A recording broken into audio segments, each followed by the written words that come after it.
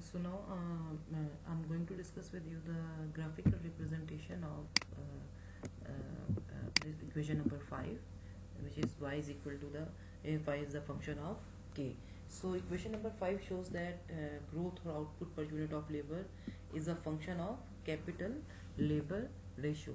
Growth or output per unit of labor is a function of capital labor ratio, which is we also assume that which is completely flexible, because we have discussed between when we have discussed that this similarity in between Harrod and Dommer model. We have discussed that in case of the major one of the major differences in between Harrod and Dommer model and Solow model, Harrod, Dommer and Solow model, is that Solow assumed that labor and capital can be used in any proportion. Means technology would allow us to combine labor and capital in any proportion.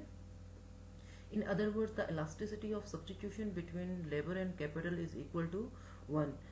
So this means that in Solow model there is complete flexibility in combining the labor capital and labor, but in case of Harrod-Dommer we knew that the proportion between labor and capital is fixed in case of Harrod and Dommer model, but in case of Solow model it has a complete we have the complete flexibility in combining the capital and labor ratio. So equation number 5 shows the growth or output per unit of labor is a function of capital labor ratio, which is completely flexible. So here we have the graph. On the horizontal axis we have the capital output ratio, or on the vertical axis we have the output per head, or you can say output per worker. So the graph represents that as capital output ratio increase, then output per worker, which is on vertical axis, output per worker will also increase. But we have to keep in our mind that the output per worker although increase, but it will increase with decreasing rate. Means it will increase with diminishing rate. Why? Because due to the marginal productivity of capital will go on decline as we are continuously consume the or use the capital in the production process. So this is also one of the assumption that is assumed in the growth models. So now after this graphical representation, we move to the equation number 6. So in equation number 6, what we are going to see, we will see that what is the conditions of steady state of, or you can say steady equilibrium. Here output is growing. Output, how you know output is growing? Because here we have change in y divided by y. So change basically shows that it is growing. So here output is growing, and also capital is growing and labor is growing. So here what we are going to say, but all of these things are growing at growing on an equal rate. So if all these are increasing on equal rate, then we will say that our economy is on equilibrium. And what does why growth equilibrium is important, and what does it mean by growth equilibrium? Growth equilibrium means that economy is keeping equilibrium while it is moving from one point to the another point. So if an economy is moving or growing, then how to maintain the equilibrium, that is reflected in this equation number 6. So change in income has to be equal to change in capital and change in labor. So this is the these conditions should be met in order to have the growth equilibrium. So now we will see how we can obtain this condition. There is a framework in order to get the growth equilibrium. So here we have to see that one of the assumptions of Solow model, just like Harrod-Dommer model, is that saving is the fixed proportion of income. Fixed proportion saving function, that saving is the fixed proportion of income. So here this is very important assumption. Here With the help of this, we will see how we obtain this condition. So here we have to see that saving is a fixed proportion, and planned saving also assume that planned saving is equal to the planned investment, because according to Solow, investor and saver and investor both are same. So that's why planned saving is also equal to the planned investment. So now we will see how steady growth, or you can say growth equilibrium, obtained in Solow growth model. So what are the condition of growth equilibrium in case of Solow model? So before I'm going to discuss with you the conditions of Solow growth model, I give you a brief highlight of Harrod-Domar model. So what is the basic provision of Harrod-Domar model in case of growth equilibrium? In case of Harrod-Domar model, we have discussed that economy is initially on a full employment level, or you can say full equilibrium level, or full employment equilibrium level. And after full employment equilibrium level, when an economy, they assume that economy should be on an initial full employment level, and when the economy is on full equilibrium level, the economy should know a specific rate, that is a rate is determined at which rate economy should be grow. Means in order to keep on the full employment level, the economy should know that at which rate economy should grow, so it will remain on the equilibrium level. So and once the rate, according to them, if economy is misjudged that rate, then it means that economy miss the rate, and once that economy miss that rate, it is difficult for that economy will retain that equilibrium again. So once the economy miss the rate, then it almost become impossible for that economy to get back to the equilibrium level. So this is the basic provision of Harrod-Domar model. So according to them, and there is an initial equilibrium level. So what the economy basically has to do, they have to maintain that equilibrium level by determining the rate that will keep the economy on equilibrium level. And once the economy miss that rate, that means it is almost impossible for the economy to retain the equilibrium level again. But on the other hand, the economy will diverge more and more after the each attempt in order to correct the equilibrium state. So this is the basic provision of Harrod-Domar model. And the Solow, according to Solow model, how Solow model, or you can say what is the provision of Solow, and how the Solow provision is different from the Harrod-Domar model.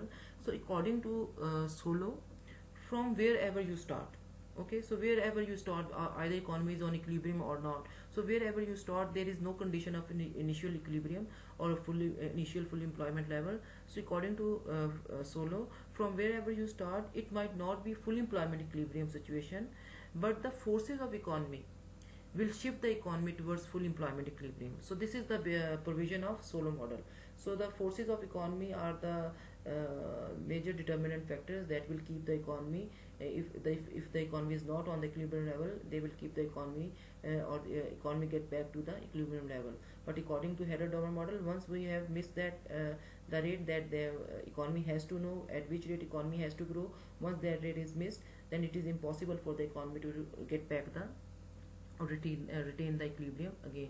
So this is the basic provision of this is the basic difference in between Harrod and Domar model in their provisions. So after those is so now get back to our equation in order to get the growth equilibrium. So here we have S is the saving is the fixed proportion of income. So it is our saving function because it is a proportion of income. So we assume that we also assume that the saving is equal to the investment, because saver and investor are same. So that's why saving is equal to the investment. And then what is investment? Basically saving is equal to the investment, and that comes into your mind, what does it mean by investment? Investment is change in capital, and it is denoted by delta K, that we have also denoted in case of Harrod and Domar model. And what is delta K? Delta K is basically a change in capital stock. For simplicity, what we will do is also assume that there is no depreciation. It is one of the assumptions of Solo model. So whatever whatever is increased, it is in net form. So it is net addition to the capital. So there is no depreciation, and whatever increase in capital, it is a net addition to the capital. So that's why SY is equal to delta K. So now we are going to what we are going to do, we are going to manipulate, we are going to do some manipulation. What we are going to do, we can do the mathematical manipulation until and unless no rule of mathematics would breach. So basically why we are going to do this, and why we do this, because we have to reach the particular growth rate. So what we in order to reach the particular growth rate, so what we are going to do here, or what we will do is, we are going to multiply and divide both sides by k. What we are going to do, we are going to divide the multiply and divide both sides of the equation with k, which is this is represented in equation number 7. Here what we are going to do, we will simply multiply and divide this equation with k. So multiply and divide, previously what we have sy. So what we have done, multiply and divide by k. Here multiply sy multiply by sy multiply by k and divided by k, and here again multiply and divided delta k, multiply and divided by k. This is our equation number 7. So now we will cancel out the k and k of the left hand side of the equation, which is this one. This is one. So what we are going to do, we are divide the left hand side of the equation with k and k, but we will not cancel out the right hand side of the equation. Why? Because we want to reach on a particular position. So what we have done, we divide the k and k of the left side of the equation. So leftover part is sy is equal to k multiplied by delta k divided by k. So this is the equation number 8. Now recall that what is our basic requirement in equation number 6. We have discussed that delta change in income should be equal to change in capital and change in labor. So we have seen that output should grow at a rate where investment and labor growth is also equal. So this is basically the requirement which is we have discussed in equation number 6. So in other words, we can substitute that delta k divided by delta k is equal to delta L divided by L into equation number 8. What we are going to do, we are going to substitute the delta k divided by k is equal to delta change divided by L into equation number 8. Then after doing this, what is our equation? Our equation is sy is equal to k multiply by delta L over L. So what we have done, we have substitute the delta k change in capital divided by change in k by delta L change in L divided by L. So now our equation is, before our here we have delta k and k, now we have delta L divided by L. So this is because we substitute delta k divided by delta k by delta L divided by L, because we have discussed that change in y is equal to change in capital change in capital and change in labor. So simply we have substitute this thing in equation number 8. Now what we are going to do, now we can represent change in L divided by L is equal to N. So N is growth rate of labor. And what is N? N is basically growth rate of labor. We simply, what we have done, now we are substitute delta L over L by N, and we denoted N as the N is the growth rate of labor force. So now in equation 10 we have sy is equal to, saving is the function of nk. So this is equation this is our equation 10, it is the aggregate form. What we need to convert it by per capita form.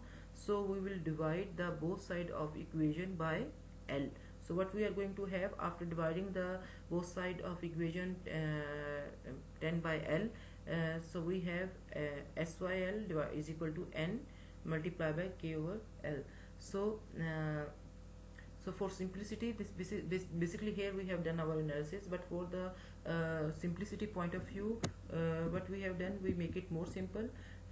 We suppose that KL is equal to small k, and KL is equal to small k. This is NK that we have. KL, instead of KL we have small k, and in case of SY divided by L, we denoted as small sy. Here I have one mistake, there should be a small sy instead of capital S. So this is the our 12th equation. So equation 12 is now per capita form, and it is also the fundamental form, which should be the equation of growth rate. N is growth rate of labor force, N is growth rate of labor force, and growth rate of capital multiplied by the capital labor ratio. Here you can see, if and growth rate of labor force multiplied by the capital labor ratio. So this is basically the our growth equation. So now recall the previous graph where we have discussed the output per head, and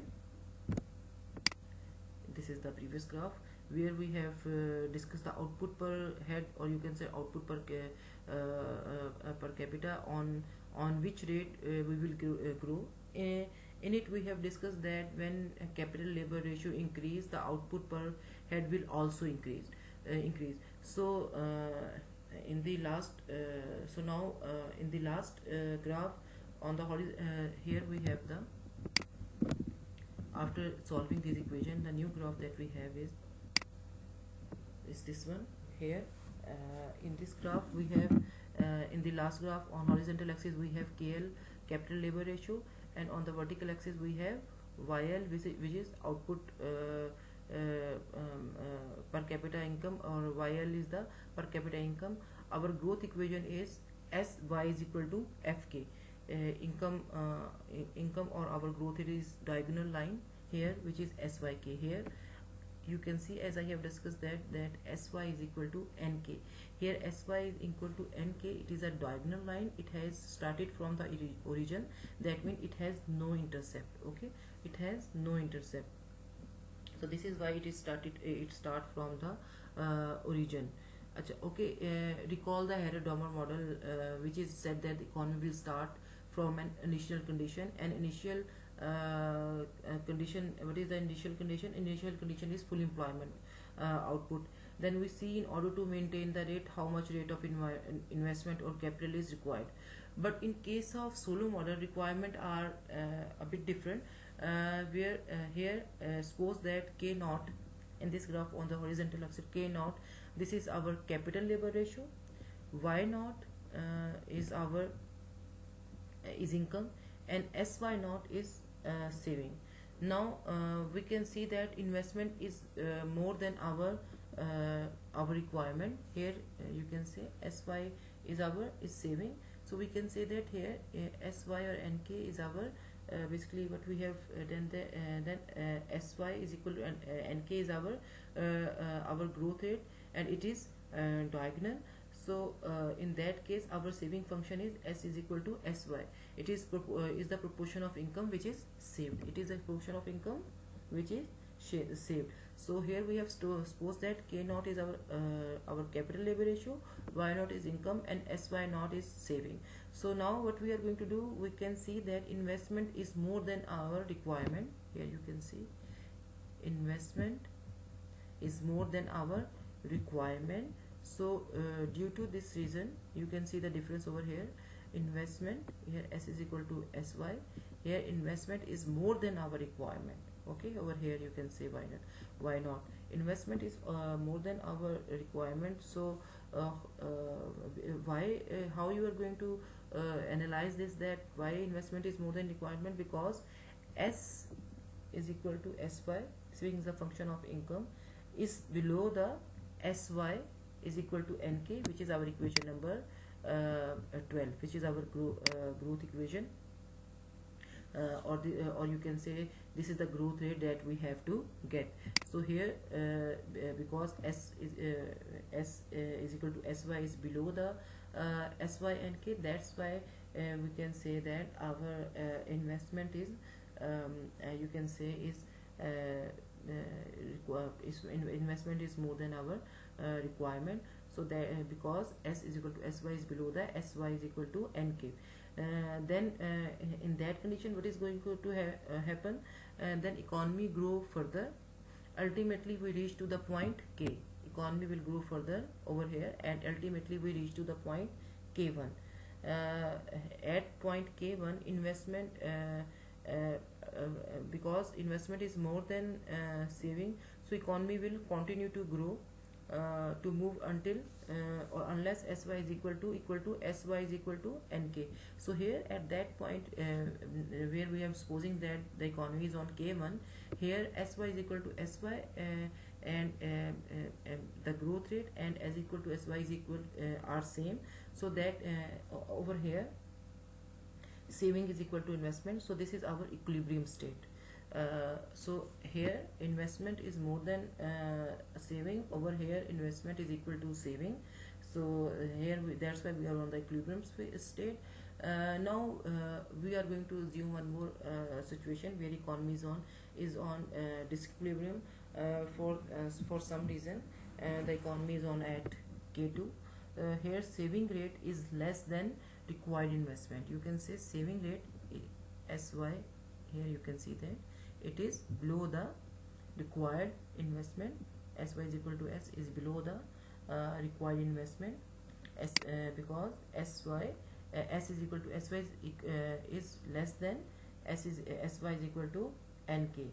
So saving rate is less than required investment. So again we will